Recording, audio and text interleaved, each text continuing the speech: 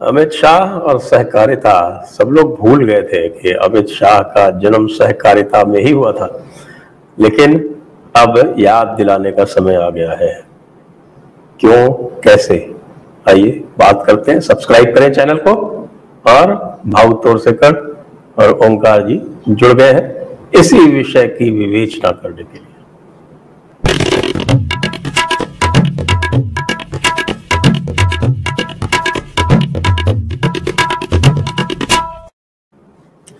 नमस्ते, आप सभी का स्वागत आज 7 बजे के सेशन में।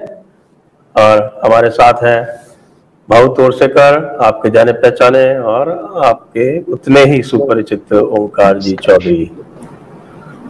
और आज हम चर्चा करने वाले हैं अमित शाह और सहकार आंदोलन में। और यद्यपि अधिक ये कहा जा रहा है कि भाई अमित शाह और सहकार आंदोलन का पुराना साथ है, और लोग ये देख रहे हैं कि उनको जो है महाराष्ट्र में जो शरद पवार का जो पूरा कब्जा है सहकारिता के ऊपर और जिससे उनकी पॉलिटिक्स चलती है उसके लिए लाया गया। लेकिन मेरा उसमें दूसरा उत्तर प्रदेश का भी एंगल है, क्योंकि वहां भी एक सहकारिता का खेल होता है। तो पहले महाराष्ट्र का ले लेते हैं। आप कैसे देखते हैं इसे? नहीं, मुझे तो लगता है ये बहुत पहले से हुआ था। यानी मेरा ख्याल है 10 महीने पहले की बात है। खुद एक डेलीगेशन लेके देवेंद्र दिल्ली पहुंचे थे और अमित शाह से मिले थे। कोऑपरेटिव के बारे में ही था। तो यहाँ उनकी बहुत मजाक उड़ाई गई, यार कोऑपरेटिव शुगर मिल का होम मिनिस्ट्री से क्या ताल्लुक है। तो वो सब लोगों को अभी पता चला होगा कि 8-10 महीने पहले से कोऑपरेटिव का मामला अमित शाह ने हाथ में लिया था। उसके लिए नया मंत्रालय खोला गया है। और यहाँ की देखो, एक बात होती कि कोई भी पार्टी चुनकर आए ना आए उससे कोई मतलब, ये ग्रामीण लेवल पर यानी रूरल लेवल पर जो इनका कब्जा है, हर चीज में सहकारिता बना के कब्जा करके रखा है। पानी छोड़ना है तो जो जल स्रोत है उस पर भी इनका कब्जा है कि बांध बने, उधर से पानी आएगा तो उसकी लोकल लेवल पर जो कोऑपरेटिव सोसाइटियां बनाई गई, अगर आपने उनको वोट नहीं दिया तो समय पर आपके शुगर केन को पानी नहीं मिलेगा। और आपको मालूम है शुगर केन वगैरह ऐसी कैश क्रॉप जो होती है उसको 10-15 दिन लेट पानी मिल गया तो समझो आपकी फसल हाथ से गई। तो इस ढंग से ये माफियागिरी चलती थी, माफियागिरी चलती थी। और बाला साहब जब पहली शिवसेना की सरकार बनी तब बाला साहब बोले थे इनको उसमें डालो और इनका रस निकालो। तो वो उस समय नहीं हो सका, ये अब मोदी के जमाने में होने जा रहा है। इन्हें हर चीज में आप छोटी छोटी चीज ले लो, गांव के स्तर पर कोऑपरेटिव ऐसे बनाए हैं और उसका कोई कंट्रोल है नहीं, वो गवर्नमेंट के पास था। कितनी कोऑपरेटिव, अभी पीएमसी बैंक क्या है, वो तो कोऑपरेटिव बैंक है। डिस्ट्रिक्ट से लेकर डिस्ट्रिक्ट कोऑपरेटिव बैंक है, स्टेट कोऑपरेटिव बैंक है, फिर अर्बन कोऑपरेटिव बैंक है, रूरल कोऑपरेटिव बैंक है।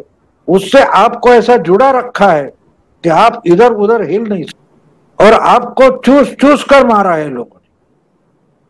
तो उस पर अब कब्जा आ गया। पहले से तो रिजर्व बैंक ने रेगुलेशन निकाला ही था 2 महीने पहले, अब तो उसका मंत्रालय सेंट्रल में गया।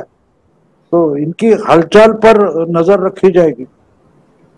हाँ, मुझे लगता है वैसे पहले एक हुआ करता था डिपार्टमेंट, क्या वो मिनिस्ट्री थी, मिनिस्ट्री का नाम था एग्रीकल्चर एंड कोऑपरेशन। उसमें कोऑपरेशन इनका एक अलग डिपार्टमेंट हुआ करता था मिनिस्ट्री में। तो 2 डिपार्टमेंट थे, एक एग्रीकल्चर था, एक कोऑपरेशन था। उसके अलावा ICAR इत्यादि जो और थे वो सब हुआ करते थे।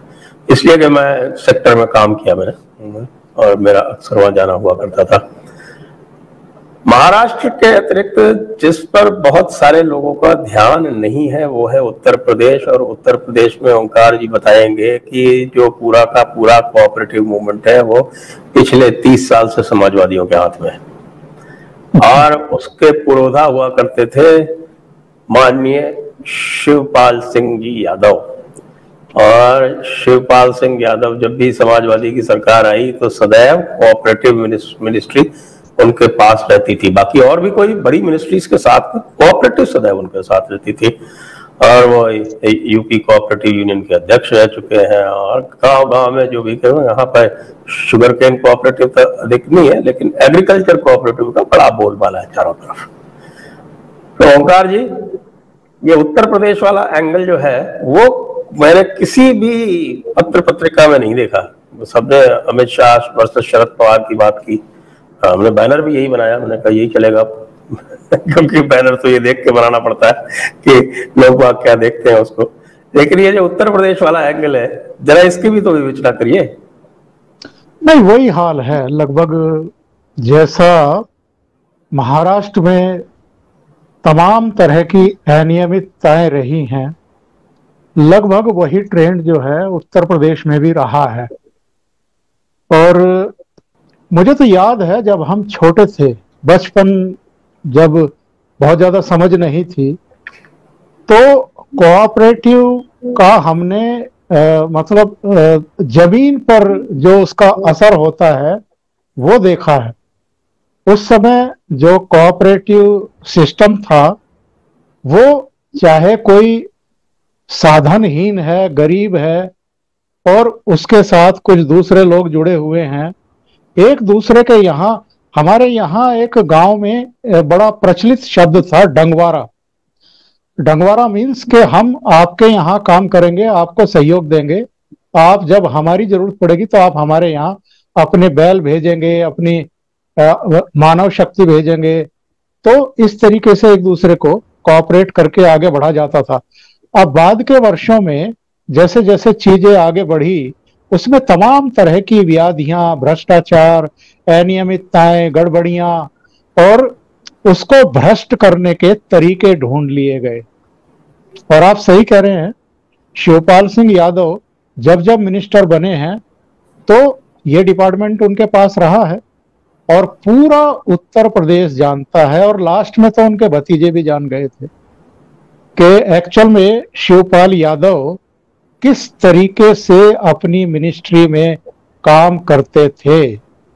उनके पास सड़क निर्माण का भी एक बार दायित्व था, तो उस समय भी खूब बदनामी हुई। और जब बेइज्जत होकर के पहले उनके बड़े भाई मुलायम सिंह यादव से संगठन छीना अखिलेश यादव ने, वो भी अनुपम उदाहरण है इस देश का। मेरे विचार से कभी मुगल काल में होता हो, कम से कम डेमोक्रेटिक सिस्टम में 1950 के बाद तो ऐसा बहुत कम देखने को मिला है कि किसी पुत्र ने अपने पिता को इस तरीके से बेइज्जत करके संगठन के मुखिया पद से हटाया हो और जबरन उस पर कब्जा किया हो, और फिर अपने चाचा को हटाया, चाचा को भी बेइज्जत करके बाहर की तरफ भेजा। उस समय अमर सिंह इनके चहेते हुआ करते थे, शिवपाल सिंह यादव के, उनको भी बेइज्जत होना पड़ा, उनको भी बाहर जाना पड़ा।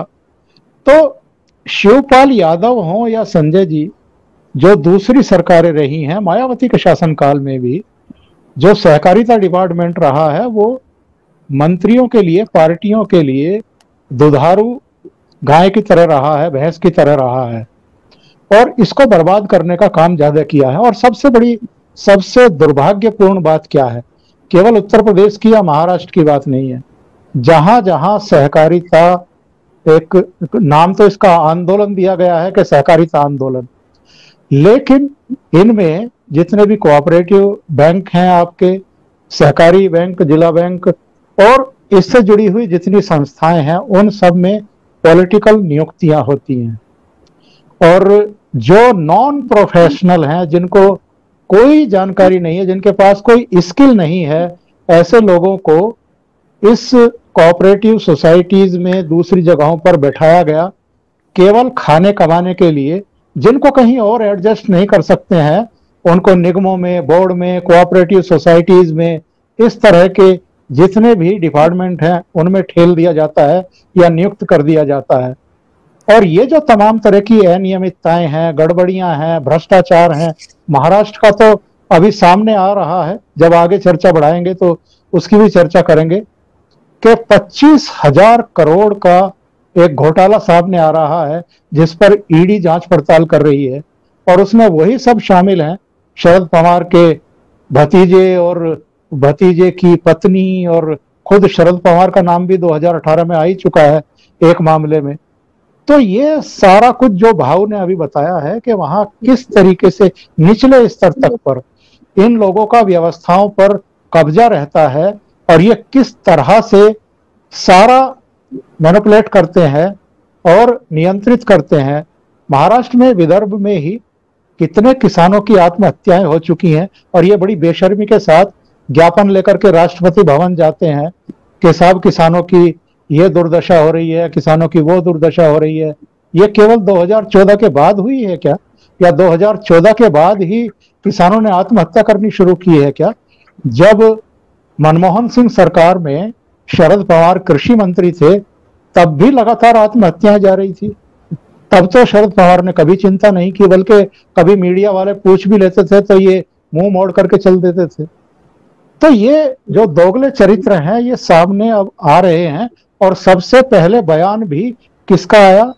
शरद पवार का, कि साहब ये तो राज्य का विषय है, ये तो महाराष्ट्र में जो कानून बना है उसके तहत काम करते हैं, केंद्र को इसमें दखल का कोई हक नहीं है, क्योंकि कपकपी छूट रही है। उनको पता है कि अब चीजें केंद्र के स्तर पर कानून भी बनेंगे, संशोधन भी होंगे, दूसरी व्यवस्थाएं भी होंगी और ये सब अब पकड़ में आएंगे, कटघरे में खड़े होंगे। इसलिए पहले से ही पेशबंदी करनी शुरू कर दी है। आपको अगर याद होगा, मैं इसी लाइन पर थोड़ा बोलना चाहता हूँ। आपको अगर याद होगा तब जब डिमोनेटाइजेशन हुआ था तो जो नोट बदल कर दिए जाने वाले थे उसमें से कोऑपरेटिव बैंक को अलग रखा गया था। पोस्ट ऑफिस में भी नोट बदल कर मिलते थे, नेशनलाइज बैंक जो थे वहां से नोट बदल कर मिल रहे थे, लेकिन कोऑपरेटिव बैंक को अलग रखा गया था, उनको स्कोप नहीं दिया गया था। और मैं एक बैंक, महाराष्ट्र के एक डिस्ट्रिक्ट बैंक की बात बोल दूं कि कम से कम 700 करोड़ रुपए उस बैंक में पुराने नोटों में अभी भी पड़े हैं। आप इमेजिन कर सकते हैं, एक डिस्ट्रिक्ट बैंक में 700 करोड़ रुपए के पुराने। आपको मालूम है क्या किया गया उस वक्त? उस वक्त ये किया गया कि भाई ये तो गड़बड़ हो गई। तो मेरा ख्याल है 8 नवंबर 2016 को डिमोनेटाइजेशन हुआ था। तो इन्होंने कागजों में ऐसा दिखाया गया कि भैया ये तो पुराने नोट देकर बैंक की पे स्लिप बनाई गई, पे स्लिप बनाई गई और वो नोट रखे गए। तो अगस्त में हो, जुलाई में हो, सितंबर में हो, अक्टूबर में हो, ऐसी तारीखें रखी गई उसमें। तो वो अभी कोऑपरेटिव बैंक का एक रूल होता है कि आपके पास जो आए वो हेड ऑफिस में जाना चाहिए पैसा, तो आपके बैंक में क्यों बचा? तो आज तक वो नोट बदल कर नहीं गए। और मैंने उस वक्त सुना था कि जिस दिन ये तय हुआ कि नोट बदले जाने वाले हैं, जो पुराने नोट कैंसिल किए गए, तो उसमें कोऑपरेटिव बैंक नहीं है। तो उस दिन पवार साहब ने मान लिया कि भाई ये तो गया, वो डूब गया है, अब वो बचेगा नहीं। तो इससे आप समझ सकते हो कि ये बड़े पैमाने पर, अब देखिए कि एक साथ जो जरंडेश्वर कोऑपरेटिव शुगर मिल का मामला आया है अजित पवार का, उसकी कीमत क्या थी? 1500 करोड़ की प्रॉपर्टी है और ईडी ने यानी वो जो नीलाम हुआ था, वो नीलाम में 67 करोड़ में आप खरीद ली। तो इसको इतना लोन किस आधार पर दिया गया था? 3-4 कोऑपरेटिव बैंकों ने इसको पर, पूना कोऑपरेटिव बैंक ने दिया, फिर सतारा कोऑपरेटिव बैंक ने दिया, राज्य मध्यवर्ती बैंक ने दिया। अरे इसकी प्रॉपर्टी क्या है? तो ये डिस्ट्रिक्ट लेवल के ये सब मल्ल्या नीरव मोदी है जो पूछते ना जोर से, अभी मल्ल्या को भागने क्यों दिया? तो भाई आपको भागने की जगह अब नहीं बची, क्या करोगे? क्योंकि उस पर रिजर्व बैंक का अधिकार नहीं चलता था, वो अब लाया गया और उसके बाद अमित शाह को लाया गया। क्योंकि अब देखिए कि ये जो मिनिस्ट्री बदली और कोऑपरेटिव मंत्रालय बनाया गया, उसके 8-10 दिन पहले हमारे महाराष्ट्र के बीजेपी के चीफ है चंद्रकांत दादा पाटिल, इन्होंने पार्टी की मीटिंग हो गई का एग्जीक्यूटिव की महाराष्ट्र बीजेपी, और उसके बाद इन्होंने खत लिखा अमित शाह को, ये कुछ 48-46 कोऑपरेटिव शुगर मिल है, उनका भी सब इंक्वायरी होना चाहिए, अमित शाह को खत लिखा। तो यहां चंद्रकांत दादा पाटिल का मजाक उड़ाया गया, करे इतने पार्टी के मिनिस्टर थे, अब तो प्रदेश के अध्यक्ष है, इनको पता नहीं कि सीबीआई प्राइम मिनिस्टर के अंडर आती है, होम मिनिस्टर के अंडर नहीं आती। लेकिन ऐसा सवाल पूछने वालों को ये मालूम नहीं था कि बहुत जल्दी जो होम मिनिस्टर है वही एक नई मिनिस्ट्री बनेगी कोऑपरेटिव, उसका भी मिनिस्टर होने वाला है। वो चंद्रकांत दादा पाटिल को मालूम था, इनको नहीं मालूम था। इसका कारण ये था कि चंद्रकांत दादा पाटिल यानी अमित शाह जो है वो हमारे कोल्हापुर के दामाद है, उनकी पत्नी जो है वो कोल्हापुर की है, और चंद्रकांत दादा भी कोल्हापुर के। ये दोनों मिलकर एबीवीपी में कोल्हापुर में काम करते थे। तो अमित शाह और चंद्रकांत दादा पाटिल की नजदीकियां बहुत सारे लोगों को मालूम नहीं है। तो शायद ये हो सकता है कि ऐसी मिनिस्ट्री बनने वाली है, महाराष्ट्र में जो कुछ है मेरे पास एडवांस भेजो, ऐसा भी अमित शाह ने बोला होगा। इसलिए उन्होंने पहले ही 7 दिन पहले ये 46 कोऑपरेटिव शुगर मिल का मामला होम मिनिस्टर को भेजा था, जो आगे चलकर कोऑपरेटिव मिनिस्टर बन गए। हाँ, ये बात सही है। वैसे आपको शरद राव जो कह रहे हैं कि ये तो स्टेट का मामला है, तो ये बात तो सही है कि जो आपके जो 7th शेड्यूल है उसमें कोऑपरेशन लिखा हुआ है आपके 2nd शेड्यूल में, लेकिन उसका मतलब ये है कि कोऑपरेटिव बनाना और कोऑपरेटिव बना के और उसके कोऑपरेटिव के नियम बनाना, एक्ट बनाना, वहां तक है। लेकिन कोऑपरेटिव की तो बहुत सारी एक्टिविटीज हैं। वो एक्टिविटीज जो है वो कोई तो आप देखेंगे कि उसमें कोई एग्रीकल्चर कोऑपरेटिव भी है, तो कोई आपके मेडिकल कोऑपरेटिव भी है, तो कोई एम्प्लॉइज कोऑपरेटिव भी है, कोई लेबर कोऑपरेटिव भी है। तो उनके जो अलग अलग जो ये क्षेत्र है वो फिर वो अलग अलग उसमें आते हैं, वो जो उनका जो लॉ होता है उसके अंतर्गत रेगुलेट होते हैं। तो कोऑपरेटिव बनाना, सहकार करना, ये ठीक है, राज्य की और केंद्र की समवर्ती सूची में है, पर भ्रष्टाचार करना, लूट करना, तमाम तरह की गड़बड़ियां करना, और 60-65 करोड़ की जो चीनी मिल आप खरीद रहे हैं उस पे 750 करोड़ का ऋण ले लेना, मतलब ये भी राज्य का ही विषय रह जाता है। फिर भी केंद्र हस्तक्षेप ना कर, दूसरे क्षेत्रों में आ जाती है ना, भले आपके एक्ट जो है वो स्टेट लिस्ट में हो। तो बाबू से पूछूंगा साहब कि ये जो उत्तर प्रदेश के संदर्भ में और महाराष्ट्र के संदर्भ में, दोनों में सबसे पार्टी है हमारी कांग्रेस पार्टी, तो ये जो है ये सब जगह से ये सहकारिता से बाहर क्यों रह गई? यहाँ कहीं भी आप देखें ये कहीं नहीं दिखाई देती सहकारिता में। और ये अलग बात है कि वो तीनों गांधी जो है वो प्रशांत किशोर से मिलते हैं, तो ये इनकी सारी की सारी जो राजनीति है वो नीचे की नहीं रह के सिर्फ अपने अपने कमरों की रह गई लगता है। तो कांग्रेस तो आहिस्ता आहिस्ता सब जगह से खत्म ही हो गई ना कांग्रेस। देखिए इसमें कार्यकर्ता भी लगते हैं ना, कार्यकर्ता भी लगते, इनके पास कार्यकर्ता ही नहीं बचे। इनको लगा कि गांधी फैमिली ही पार्टी है, अमिताभ बच्चन और लता मंगेशकर हो, they are one man industry. Rahul Gandhi या Priyanka Gandhi one man industry नहीं है, कार्यकर्ता लगता है, बहुत सारे लोग लगते हैं। जब अमिताभ बच्चन भी एक फिल्म में काम करते हैं, लता मंगेशकर गाना गाती है, तो उस पर से बहुत सारे लोगों की उपजीविका भी चलती है। राहुल गांधी से किसकी उपजीविका चलने वाली, ये भी सोचो। तो आपको वो कार्यकर्ता अपनी जो अपेक्षा है, महत्वाकांक्षाएं होती है, वो किसी लीडर में इन्वेस्ट करते, किसी पार्टी में इन्वेस्ट करते। आप में इन्वेस्ट करो तो डूब ही जाएगा, तो कौन इन्वेस्ट करेगा? इसलिए उनके पास कार्यकर्ता नहीं बचे, पार्टी। अच्छा, जो अब देखिए बहुत सारे महाराष्ट्र में भी कोऑपरेटिव चलाने वाले थे, ये आहिस्ता आहिस्ता करके बीजेपी में गए हैं ना, गए बीजेपी में।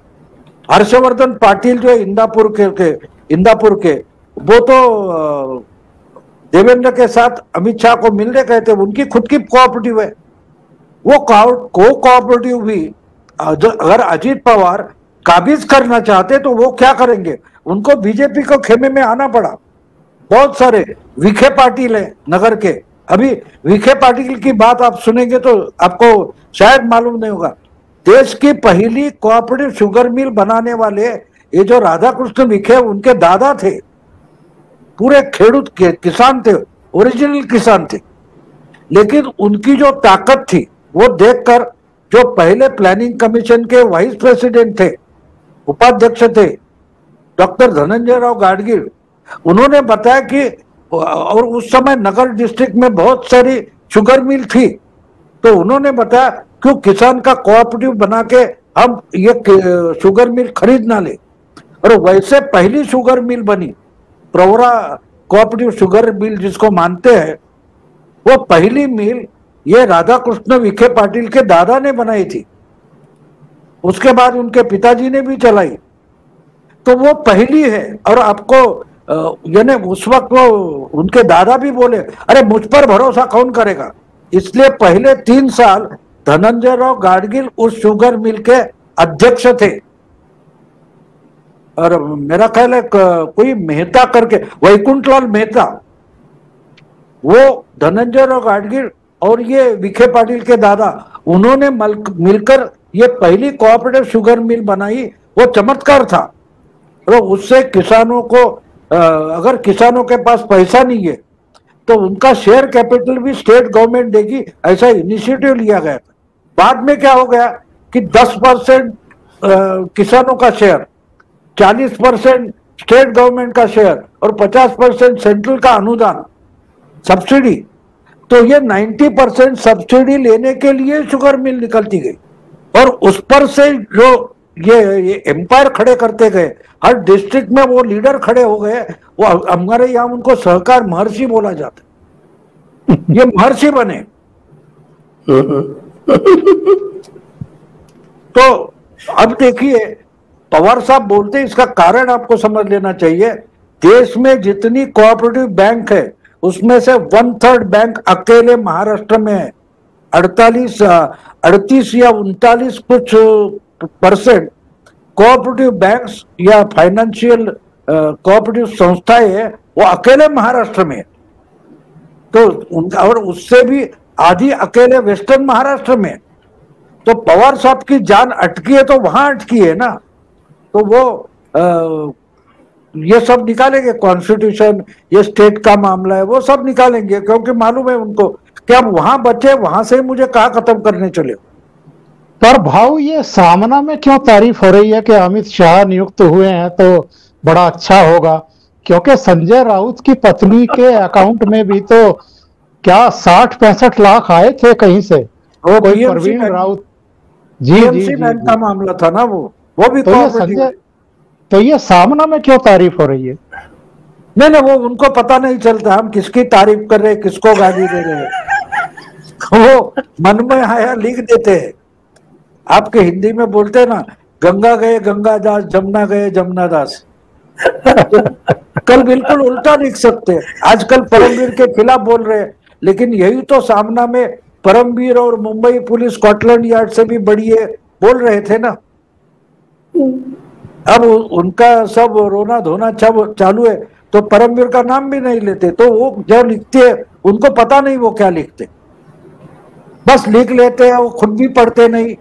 आजकल मेरा ख्याल है उद्धव ठाकरे भी सामना में क्या आया पढ़ते नहीं। कल परसों उन्होंने वो जो फादर स्टैन स्वामी मर गया जेल में, उसके बारे में लिखा, अरे इतना बुढ़ा आदमी, उससे सरकार डर गई। तो मुझे वो किसी ने भेजा, भैया भाऊ से पढ़ लो, तो मैंने हेडिंग देखा तो मुझे लगा कि ये शायद उद्धव के खिलाफ लिखने लगे।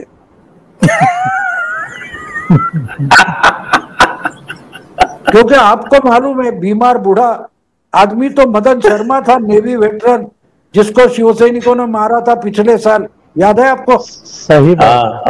उद्धव ठाकरे का कोई कार्टून उन्होंने व्हाट्सएप पर आया, वो फॉरवर्ड किया ग्रुप में, इसके लिए उनको पीटा था। तो मुझे लगा कि सामना अभी उद्धव ठाकरे भी के खिलाफ लिखने लगा।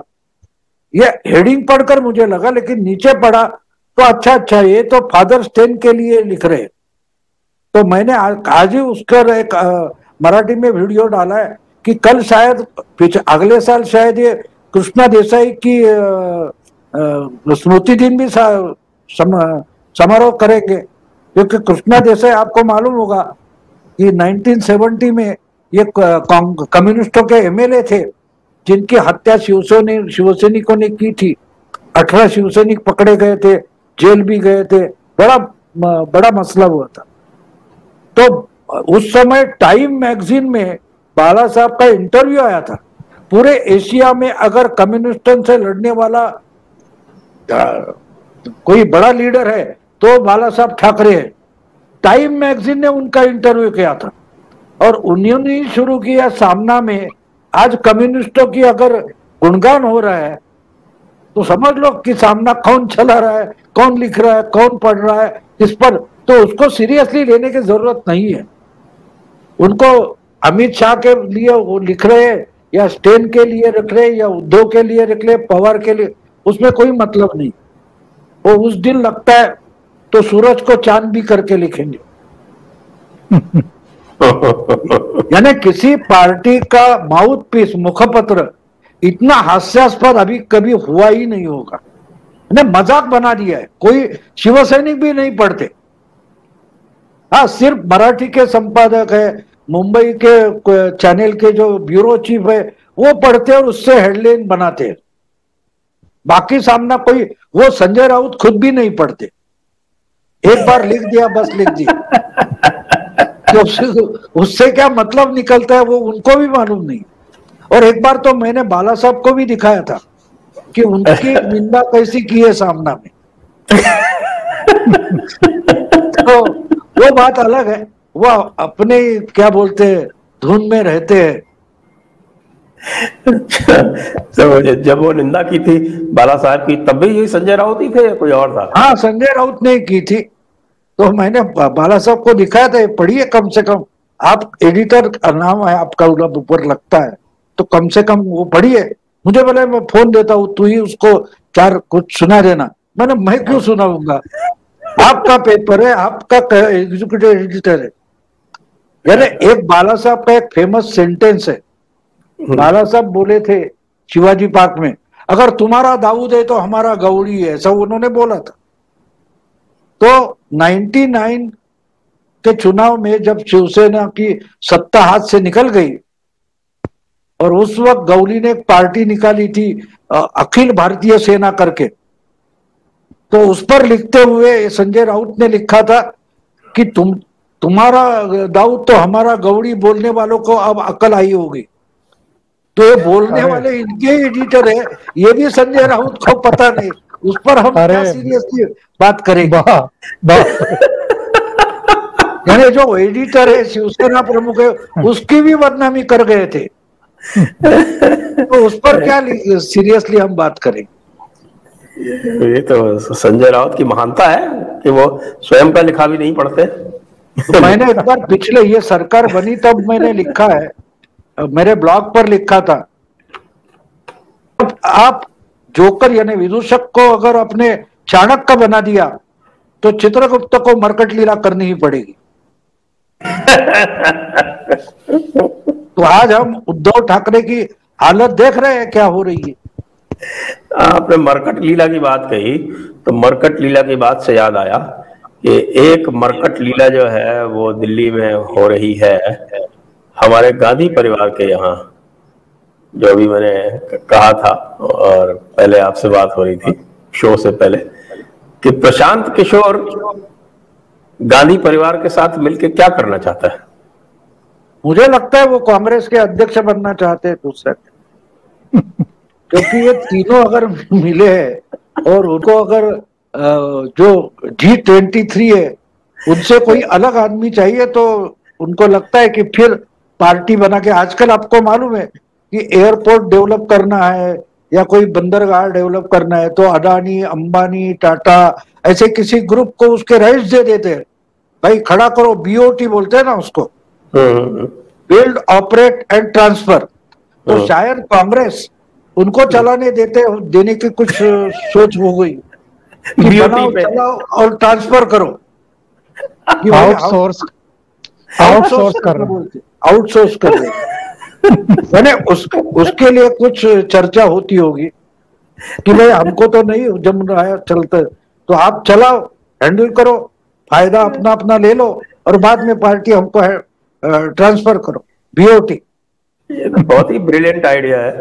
अगर प्रशांत किशोर के दिमाग में नहीं आया हो तो हम भिजवा देंगे उसको कि जब भाऊ ने आइडिया दिया है बीओटी वाला, इसको तो कांग्रेस में तुरंत लागू किया जाना चाहिए, क्योंकि उसके कांग्रेस मनमोहन सिंह और कौन अपने नरसिंह राव की तो आइडिया थी ना बीओटी।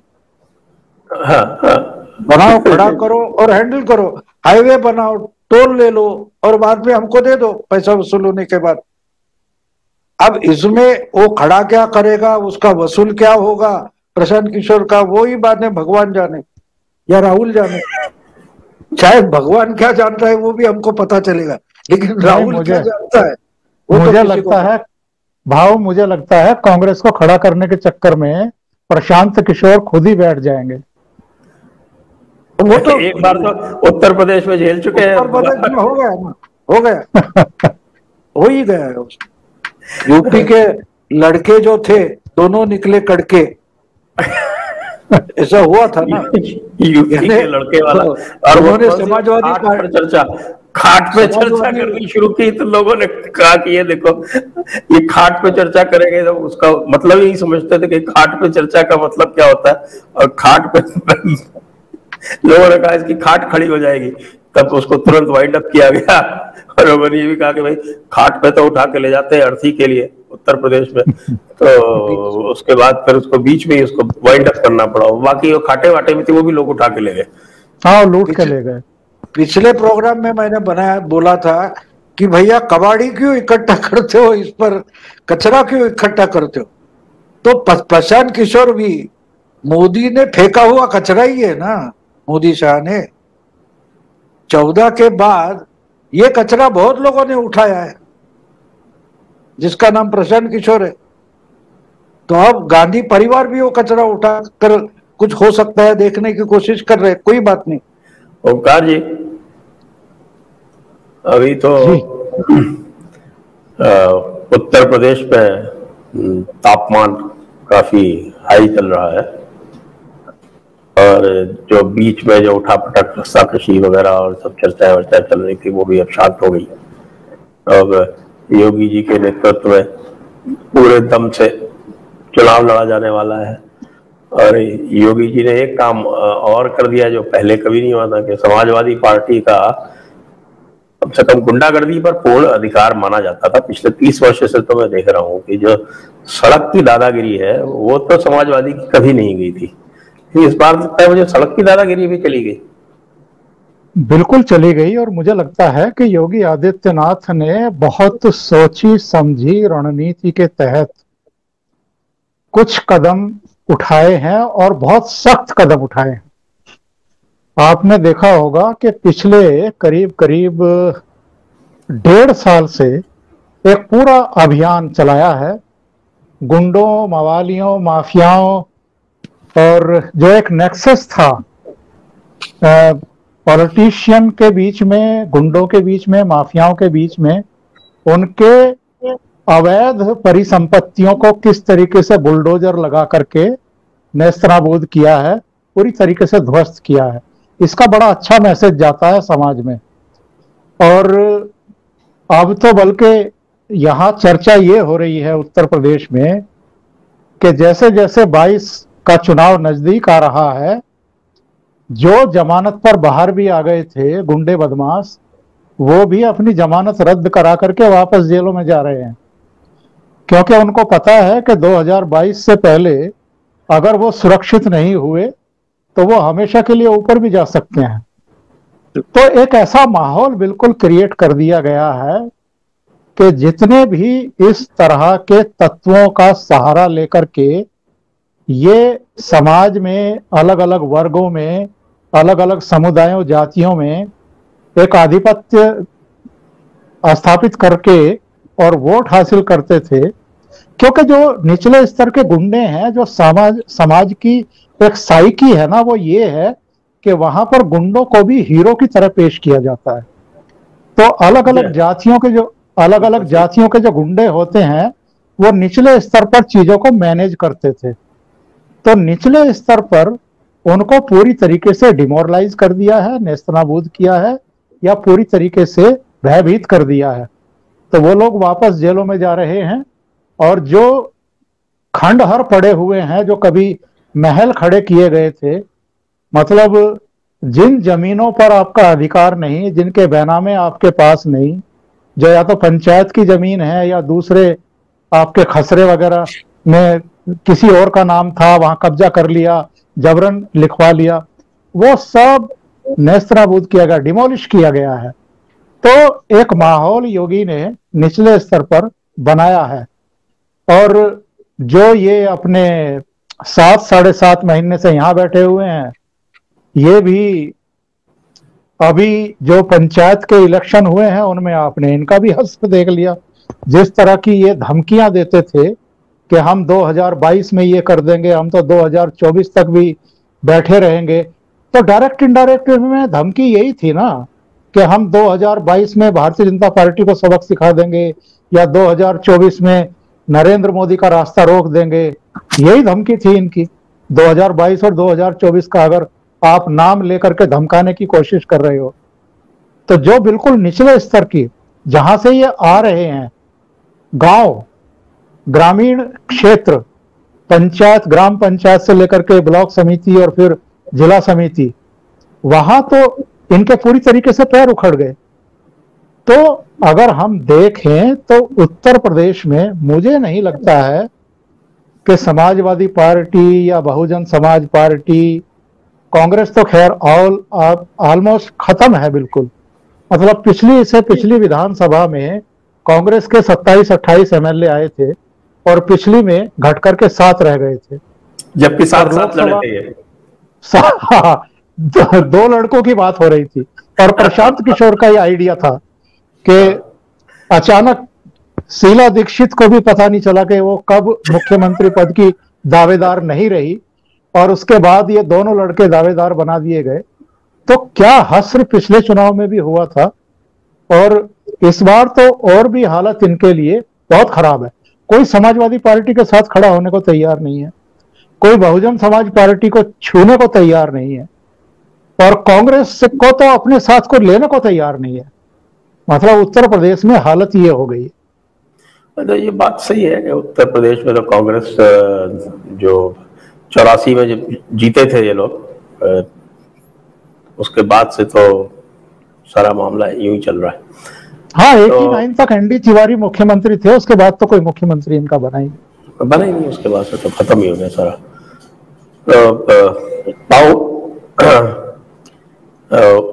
उत्तर प्रदेश के परिप्रेक्ष्य में ये जो जिस प्रकार से पूरी व्यवस्था चल रही है, मुझे लगता है कि आपसे पूछता हूँ, आपको क्या लगता है कि कोई किसी भी प्रकार का, जैसे ओंकार जी कह रहे हैं कि क्या बिल्कुल ही एक तरफा हो जाएगा? नहीं, लड़ने के लिए कोई खड़ा तो होना चाहिए ना। इनके पास लड़ने वाला कोई है नहीं। देखिए, अब मायावती को तो टिकट बेचना है। मायावती को जीत कर आने वाले की जरूरत नहीं है। उनका तरीका सीधा साधा है, वो अब अपने पार्टी के टिकट बेचती है, तो उसको तो इंटरेस्ट है नहीं। पार्लियामेंट या लोकसभा हो, जहां कहा है भाई कुछ लोग खड़े कर जाओ, वो टिकट का पैसा ले लो। समाजवादी पार्टी लड़ना चाहती है लेकिन उनकी ताकत मची नहीं। पिछले समय आपने जो शिवपाल की बात की, तो उस समय शिवपाल से लड़ना जरूरी नहीं था। एक बात इंपॉर्टेंट होती है कि सामने अगर कोई मोदी जैसा चैलेंज खड़ा हो, तो उस वक्त अखिलेश ने जो सब पार्टी में गड़बड़ कर दी, तो उससे उनकी पार्टी की हालत जो खस्ता हो गई है, उससे वो उभर नहीं पा रहे। फिर लोकसभा में उन्होंने मायावती के साथ, तो मायावती उनका फायदा उठा गई, जिनको अभी लोगों को मालूम था कि मायावती और अखिलेश इकट्ठा हो जाते हैं तो 5-6 सीटें तो निकल आती है। अब देखिए, दानिश अली जो कर्नाटक के थे वो यूपी से एमपी बन गए, नहीं तो देवेगौड़ा के प्रवक्ता थे ना वो। देवेगौड़ा उनको राज्यसभा में नहीं भेजते थे, उसलिए गुस्सा हो गए थे।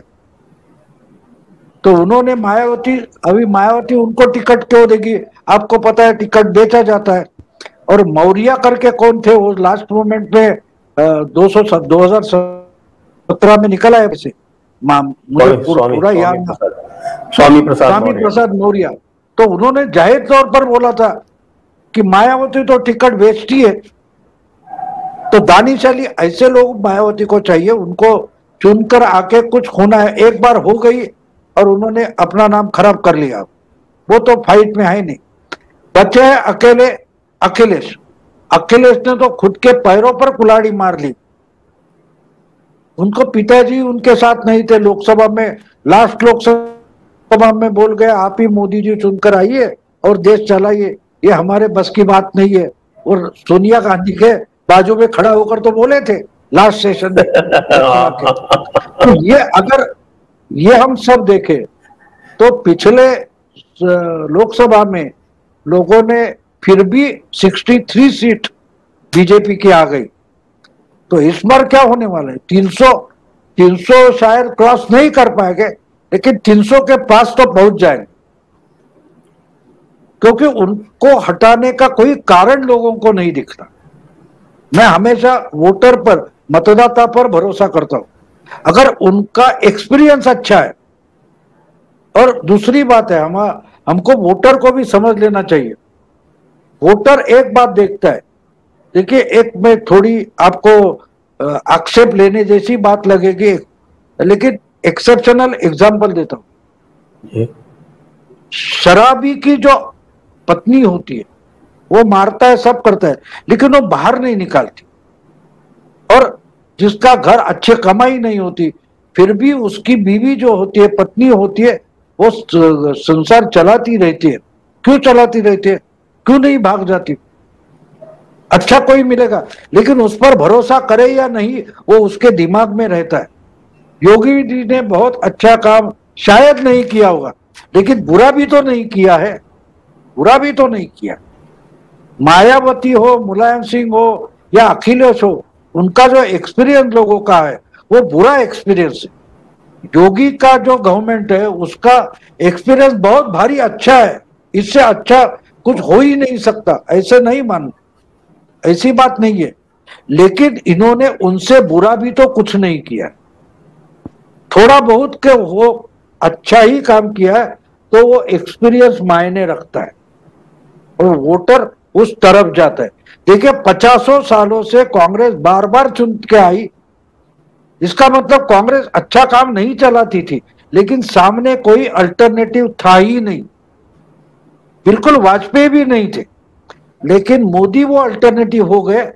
2014 में मोदी जी जीत गए, वो अल्टरनेटिव इसलिए जीत गए, लेकिन 2019 में जीते तो लोगों को लगा ये आदमी होना चाहिए, कुछ अच्छा हो ना हो, बुरा जो है उससे बुरा कुछ भी नहीं होगा। ये जो आत्मविश्वास मतदाताओं में आता है, उसका रिजल्ट हमको गिनती के दिन दिखाई देता है। तो मुझे लगता है कि योगी के बारे में जितनी खिलाफ मोदी का अपप्रचार करने वाली खबरें आती है, वो पढ़कर मैं बोल सकता हूं कि यूपी के लोग मानते हैं कि इन्होंने कुछ बुरा नहीं किया।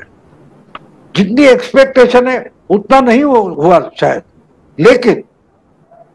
लेकिन बुरा भी तो नहीं हुआ है। मैं आपको एक फिल्म की कहानी बता दूं। गाइड फिल्म में जो वहीदा रहमान है, वो उसका जो बूढ़ा पति होता है, वो किसी छैल छमेली के साथ नाच गाना कर रहा होता है, उधर आती है और गुस्सा हो जाती हो, और गुस्से में वो निकल जाती है। तो गाइड देवानंद होता है, वो उसको गाड़ी से निकल जाता है और ठंडी हो जाने के बाद उसको बोलता है अगर हमारी बीवी होती तो थप्पड़ रसीद करते, ऐसा देवानंद बोलता है।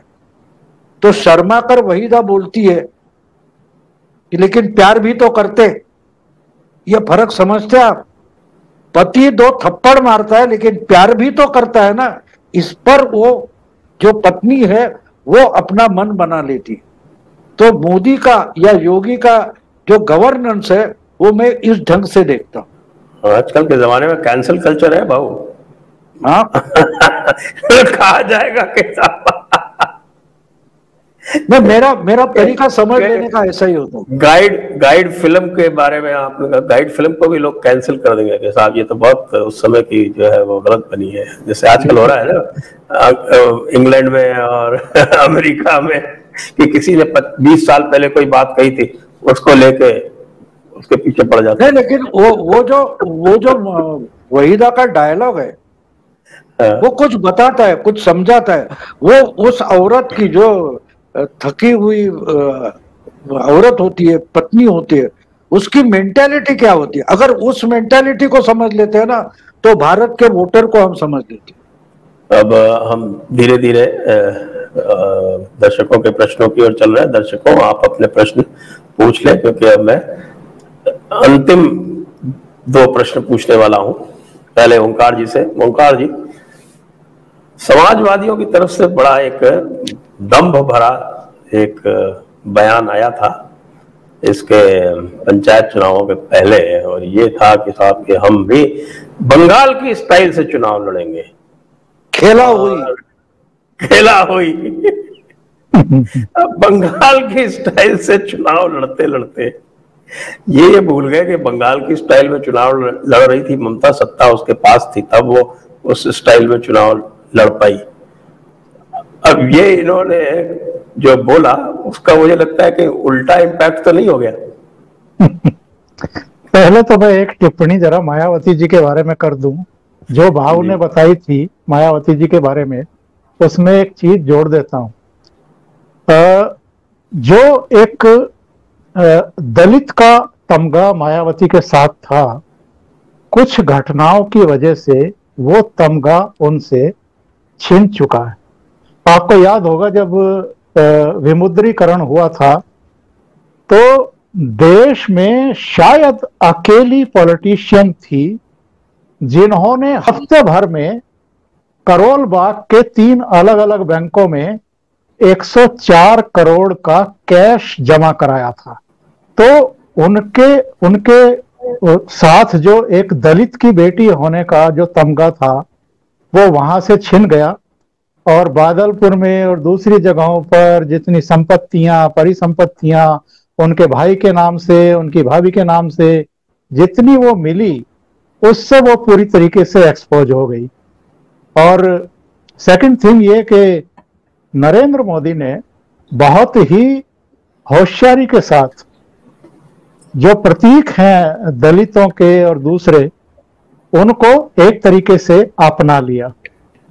और जिस तरीके से अब अगर आप देखें बड़े ध्यान से तो जो मंत्रिमंडल का विस्तार हुआ है इसमें तो और ऐसा काम कर दिया कि ये 2022 ही नहीं 2024 तक काम करेगा।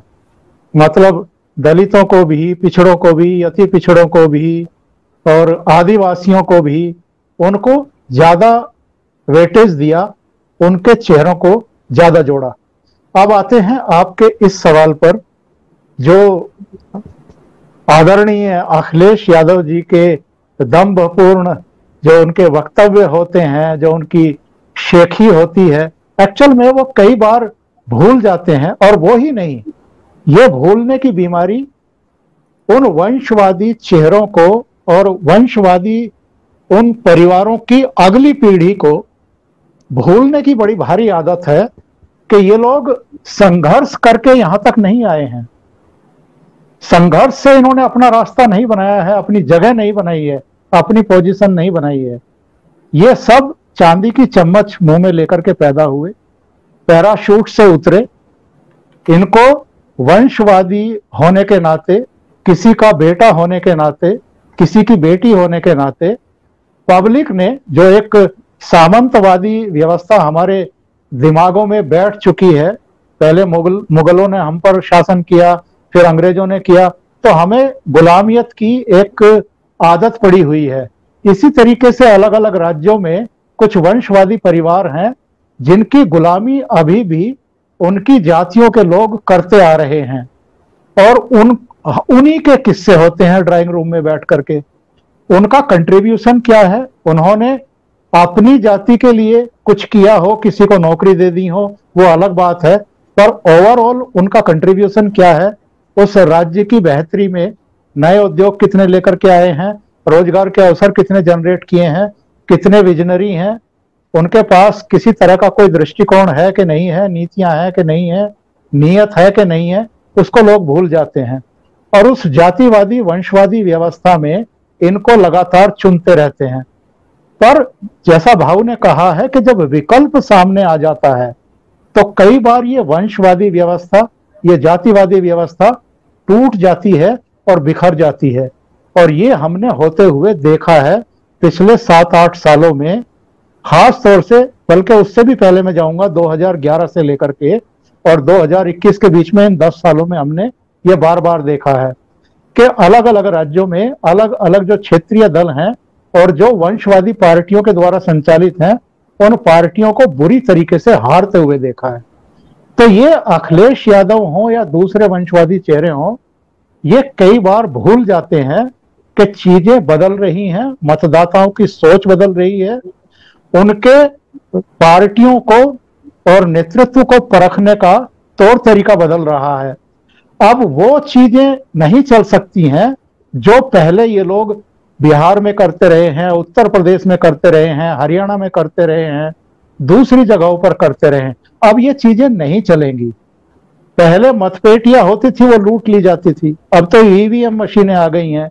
अब जहां जहां गुंडागर्दी होती थी, वोट लूटे जाते थे, लोगों को दहशत जदा कर दिया जाता था, वहां पर अब 5-5, 6-6 चरणों में चुनाव होने लगे हैं, तो उतनी फोर्स तैनात कर दी जाती है, कोशिश की जाती है कि गुंडागर्दी मिनिमाइज की जाए। तो ये सब चीजें जो हैं, ये बीते समय की बातें हो गई हैं। जिस तरह का दंभपूर्ण व्यवहार और वक्तव्य ये लोग देते हैं कई बार कि हम ऐसा कर देंगे या हम वैसा कर देंगे, ठीक है, जो सत्ता में होता है उसको थोड़ा बहुत मशीनरी का, नौकरशाही का, दूसरी चीजों का फायदा मिलता है, लेकिन आज की जनता को इतना बेवकूफ मत मानिए कि उसको नौकरशाही या सत्ता में बैठे हुए लोग किसी भी तरीके से मैनेज कर सकते हैं। उनका मन होता है, वो उसको चुनते हैं। थोड़ा बहुत कहीं कर लिया जाता है, हो जाता है, वो अलग तरह की चीजें होती हैं। आप तो खुद प्रशासनिक अनुभव रखते हैं और निचले स्तर से लेकर के डीसी से जिला अधिकारी से लेकर के ऊपर तक रहे हैं, तो आपको पता है कि जो सत्ता में होता है वो किस तरीके से थोड़ी थोड़ी चीजों को मैनेज करने की कोशिश करता है।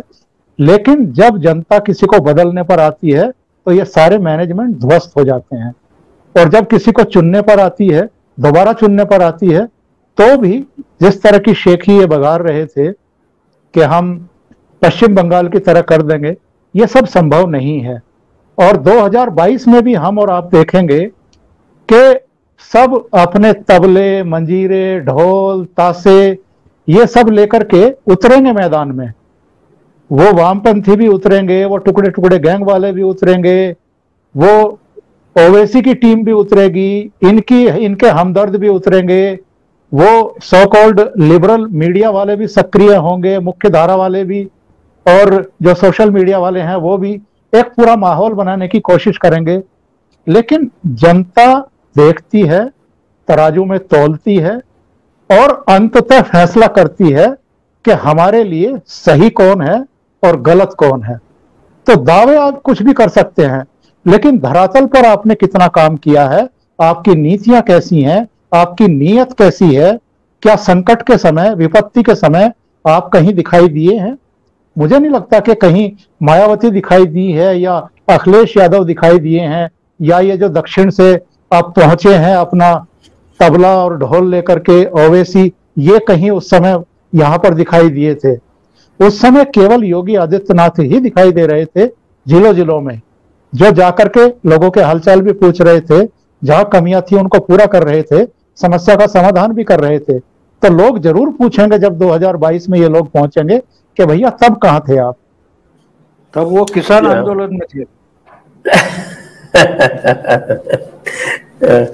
तो आपसे खेला वही पूछे। बस एक बात मैं कह दूं इसमें कि बहुत पहले 2010 में, उस समय मैंने इलेक्शन ऑब्जर्वर में गया था, मैं काफ़ी बातचीत की इलेक्शन कमीशन के जो ऑब्जर्वर्स है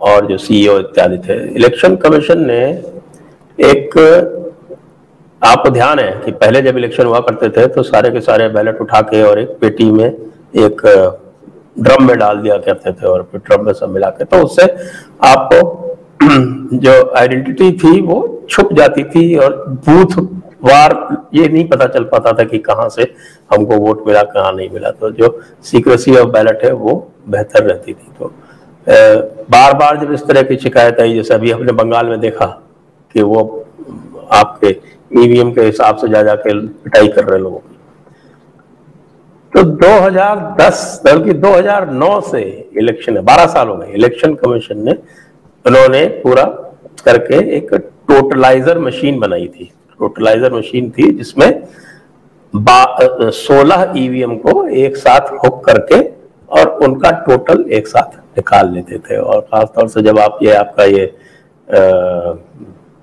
पेपर ट्रेल वाला आ गया तो फिर उसमें कोई समस्या नहीं होनी चाहिए थी, लेकिन एक भी पार्टी उस पर सहमत नहीं कोई भी पार्टी उस पर सहमत नहीं है। तो अब खेला होई पे, इसी के संदर्भ में, तो खेला होई में ये तो होता है कि जनता ये तो सोचती है कि भाई पता तो चल जाएगा इनको, ईवीएम से तो पता चल जाएगा, वो डर तो होता है। नहीं, खेला हुई का मतलब खुद अखिलेश कितना समझे मुझे मालूम नहीं, क्योंकि अभी अभी जो जिला परिषद के अध्यक्ष का चुनाव हुआ, इनके 11 कैंडिडेट तो पर्चा भरने तक नहीं पहुंचे। यानी गुंडागर्दी बीजेपी ने की, ये चिल्लाना ठीक है, लेकिन आपने अपने 11 जिलाध्यक्ष, पार्टी के जिलाध्यक्ष, उनको सस्पेंड क्यों किया? कि उनको भी नहीं लगा कि भाई पर्चा भरना चाहिए, हारने के लिए क्यों खड़ा हो जाओ, इसलिए वो गए नहीं। बाकी क्या हुआ वो अलग। 11 जगह कम से कम बीजेपी निर्विरोध चुनकर आई। क्यों? 11 नहीं, 21 टोटल। नहीं, 11 जगह समाजवादी पार्टी वाले पर्चा भरने तक नहीं पहुंचे। जी। और पर्चा भरने क्यों नहीं पहुंचे? कि अखिलेश की पार्टी ने जिनको तय किया था उम्मीदवार करके, वही नहीं पहुंचे, इसलिए उनको पार्टी से सस्पेंड कर दिया गया।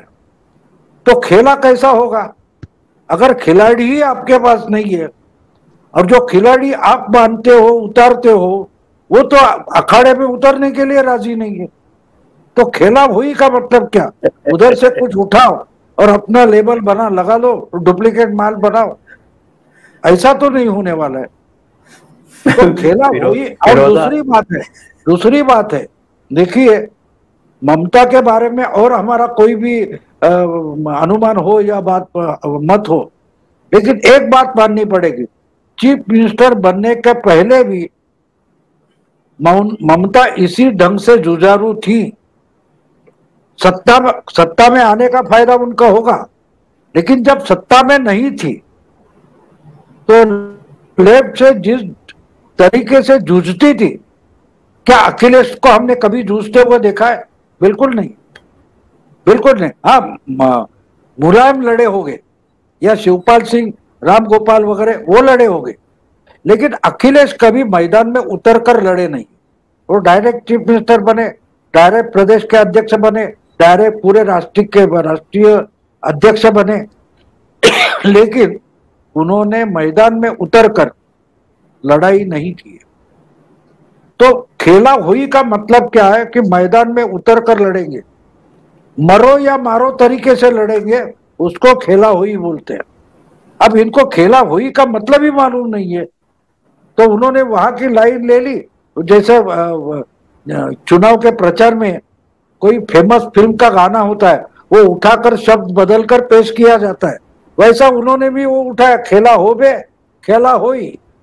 यानी यूपी के लहजे में उन्होंने वो शब्द लाया, लेकिन उसका आशय क्या है, मतलब क्या है? जिस ढंग से ममता रास्ते पर गांव गांव घूमी है, उसको तो सराहना पड़ेगा। क्या अखिलेश वो कर सकते हैं? लड़ेंगे उस ढंग से? मुझे नहीं लगता। बिल्कुल सही कहा आपने। और एक किस्सा है फिरोजाबाद का, जहां मुलायम सिंह के जो समधी थे वही अपना पूरा परिवार लेकर बीजेपी की तरफ चले गए। हाँ। वो तो, और उनकी उनकी भाभी भी शायद मुलायम योगी की सिंह की सराहना छोटी करती है। बहू, हाँ, छोटी बहू छोटी मुलायम सिंह की, वो भी बीजेपी में आने को बिल्कुल आतुर है। आतुर है, और जो बिल्कुल। हमेशा योगी की सराहना करती है, गुणगान करती है। हाँ हाँ हाँ, बिल्कुल। और शायद मुलायम को भी ये मालूम है कि भैया बेटा कुछ चलाने वाला नहीं है, तो उन्होंने हाथ जोड़कर मोदी को बोल दिया, आप ही चलाओ, आप ही चुनकर आ जाओ। वो हाथ जोड़कर उन्होंने बोला था उस वक्त 2019 के चुनाव के पहले, लोकसभा में हाथ जोड़कर मोदी को बोला था ना। बाजू में सोनिया जी बैठी थी, देखते रह गई, ये क्या बोल रहे हैं। तो उन्होंने अपने बेटे को भी जान दिया ये कि आगे चलकर नहीं जाएंगे। और देखिए, जिस जिस लोहिया मूवमेंट से वो पार्टी निकली है, ये तो लोहिया मूवमेंट पार्टी है, ये मुस्लिम लीग से निकली हुई पार्टी। चलिए, इसी नोट पर अब हम दर्शकों के प्रश्न ले लेते हैं, और सबसे अनुरोध करते हैं कि कृपया इस वीडियो को लाइक करें, शेयर करें, चैनल सब्सक्राइब करें, बेल आइकॉन दबाएं और आपका योगदान यथावत जारी रखें।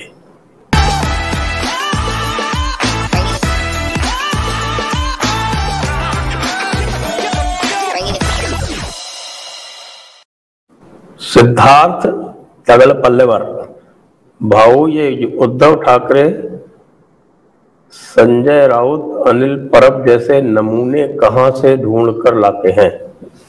ये तो आपने दो ही बोले, बहुत सारे नमूने हैं। कल परसों उनका संपर्क अभियान चला था, तो उर्मिला मातोंडकर को भी पेश किया था। तो उर्मिला मातोंडकर ने भाषण करते वक्त कर दिया कि शिवसेना के प्रथम मुख्यमंत्री उद्धव ठाकरे। तो कुछ लोगों ने बोला भैया नारायण राणे और मनोहर जोशी भी शिवसेना के मुख्यमंत्री थे, मनोहर जोशी पहले थे, राणे दूसरे थे, ठाकरे तीसरे है। तो बोली नहीं, हाँ तो ठाकरे प्रथम मुख्यमंत्री, ऐसा मुझे कहना था। तो इस ढंग के नमूने बहुत सारे नमूने हैं, आपने सब देखे नहीं है। Shankadip, the present news of Chinese incursion of 15 kilometers inside Indian territory, Ladakh, tells us about the spineless, incompetent governments we have. There is no point in doing Shah and Sharath, all are the same. भाई शंकरदीप जी, ये subject तो नहीं है, और वैसे भी 15 kilometre आपने जो भी सुना वो चाइनीज का मामला वो दूसरा है, हम फिर कभी बात करेंगे, आज का टॉपिक नहीं है ये। अंकुर कौशिक, शरद पवार बहुत शातिर है, उसे यूपी के पॉपुलेशन बिल को सपोर्ट किया है, आज तो हमारे राजस्थान के हेल्थ मिनिस्टर ने भी सपोर्ट कर दिया।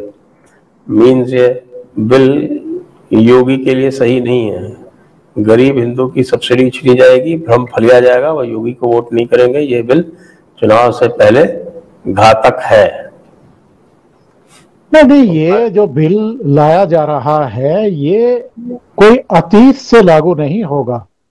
ये जब ये बिल इंट्रोड्यूस होगा और ये पास होकर के लागू होगा तब से लागू होगा, पहले से 2-4-20 साल पीछे से लागू नहीं होगा। तो जो गरीब अगले 1 साल के लिए या आगे सालों के लिए अपने परिवार नियोजन की योजना बना रहे हैं, वो इससे बच सकते हैं अगर ज्यादा बच्चे पैदा नहीं करें। तो गरीबों के खिलाफ कैसे हो गया? और इस तरह की चीजें बड़ा गंभीरता से सोचने की जरूरत है। जिस तरह का साहसपूर्ण फैसला योगी आदित्यनाथ ने किया है, आम तौर पर कोई जनता से चुना हुआ सरकार या मुख्यमंत्री कर नहीं पाता है, क्योंकि सब डरते हैं कि लोग नाराज ना हो जाएं। पर अल्टीमेटली जितनी आबादी हमारे देश की बढ़ती जा रही है, उसमें आप कितने भी जोर लगा लें, संसाधनों की कमी पड़ती जा रही है। तो कहीं ना कहीं जाकर के तो इस पर रोक लगानी पड़ेगी ना। और जो जनसंख्या नीति वो लेकर के आए हैं उसमें बहुत सारे ऐसे लोगों के लिए जो केवल 2 बच्चे पैदा करेंगे या 1 बच्चा पैदा करेंगे, 1 बच्चा पैदा करने वाला अगर सरकारी सेवा में है 4 इंक्रीमेंट देने की बात हो रही है, अगर 2 बच्चे पैदा करते हैं तो 2 इंक्रीमेंट देने की बात हो रही है। अलग अलग कई तरह की और रियायतें भी हैं। हाँ, जो इसका वायलेशन करेंगे उनके लिए ये सुविधाएं नहीं होंगी, तो लोग तय कर लें कि उनको वायलेशन करना है या सुविधाएं लेनी है। वैसे अभी भी ये ड्राफ्ट की स्टेज पर है, इसके ऊपर जिसको भी ऑब्जेक्शन फाइल करने हैं, हम लोग भी इस पे कुछ ऑब्जेक्शन नहीं, ये इस पर लोग, मेरा ख्याल है इस पर लोग खिलाफ नहीं जाते, क्योंकि ये हम सोचते, देखो गरीब लोग ऐसा नहीं सोचते, जो गरीब परवर है वो लोग इस पर चिल्लाते हैं, जिनको गरीब परवर चिल्ला भी कौन रहा है, वो देखो ना, बर्क, शफीकुर रहमान बर्क चिल्ला रहे हैं, तो उनके चिल्लाने से उल्टा इफेक्ट पड़ेगा ना। कोई गरीब इस पर। और वैसे एक बात मैं आपको बता दूं, इस बिल के 3 प्रावधान राजस्थान में 1995 से लागू हैं। आपके 2 बच्चों से ज्यादा यदि हो तो आप पंचायत लोकल बॉडी में चुनाव नहीं लड़ सकते। अरे कल परसों 2 बच्चों से ज्यादा अगर आप होंगे तो आपका प्रमोशन रुक जाएगा सरकारी सेवा में। कल परसों हमारे महाराष्ट्र में सोलापुर की नगर निगम की पार्षद एक महिला है, उसने झूठा बताया था कि भैया मेरे तो 2 ही बच्चे, एक बच्चा उन्होंने अपने पति के भाई के नाम पर दिखाया था, तो झूठ हो गया और सुप्रीम कोर्ट से निकाला गया इसको कैंसिल करो इसकी पार्षदशिप। तो कोई ये तो हमारे यहाँ भी पहले से लागू है, सुप्रीम कोर्ट तक अपहोल्ड हो चुका है, इसलिए हाँ एकदम सुप्रीम कोर्ट तक अपहोल्ड हो गया ना वो सोलापुर, क्योंकि डिस्ट्रिक्ट का आपका इलेक्शन जो है वो फंडामेंटल राइट नहीं होता, इलेक्शन लीगल राइट होता है, तो बाय लॉ गवर्न होना है। अगला प्रश्न, देवेंद्र फडणवीस ओबीसी के लिए लोकल बॉडी में रिजर्वेशन क्यों मांग रहे हैं? बीजेपी हिंदुत्व के लिए जानी जाती है, क्या आपको लगता है इससे हिंदू वोट बटेगा?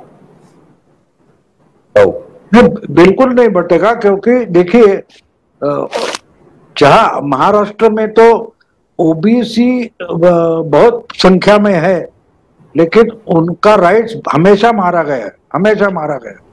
तो जो बदलाव महाराष्ट्र में आप देखते हैं, तो वो बदलाव ओबीसी के राइट्स बढ़ने से हो गया। आपको 90 से ये बदलाव आते हुए दिखाई देगा।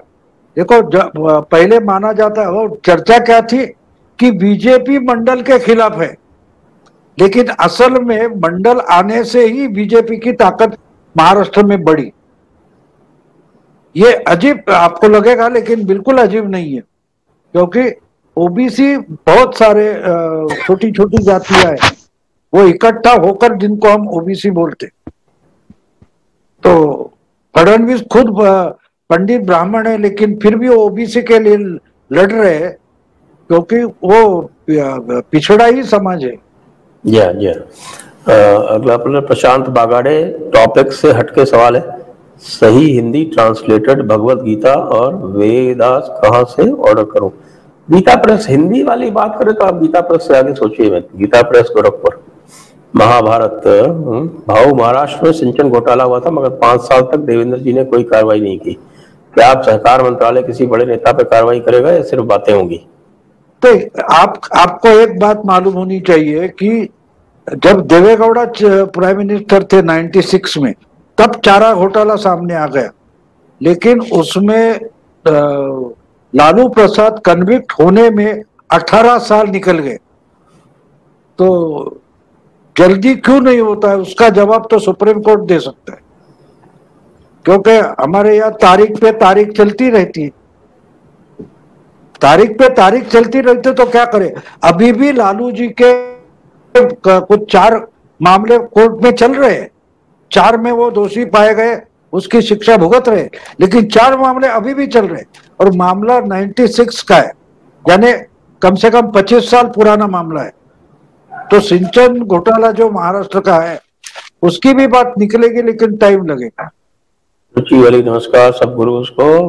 भाऊ जी, खुजलीवाल का क्या होने वाला है 2022 यूपी में, 2024 सेंटर में और फाइनली 2025 दिल्ली में, प्लीज बताइए। वो जो पुराने किले होते हैं वो तो गिर जाते हैं, तो उसके पत्थर उठा के कुछ लोग अपना महल नहीं तो कम से कम घर बनाना चाहते। तो कांग्रेस का महल जहां गिर रहा है वहां जाके उधर के पत्थर इकट्ठा करने की कोशिश केजरीवाल कर रहे हैं। गुजरात में केजरीवाल कुछ अच्छा करेंगे, यूपी में वो कुछ कर पाएंगे ऐसा मुझे नहीं लगता।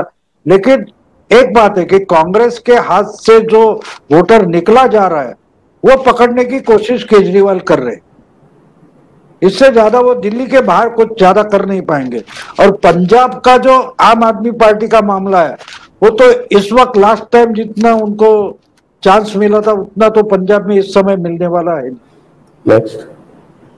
इसी के साथ आज का ये सेशन समाप्त होता है। भाऊ को बहुत बहुत धन्यवाद, ओंकार जी को बहुत बहुत धन्यवाद, आप सभी दर्शकों को बहुत बहुत धन्यवाद। जय हिंद, वंदे मातरम।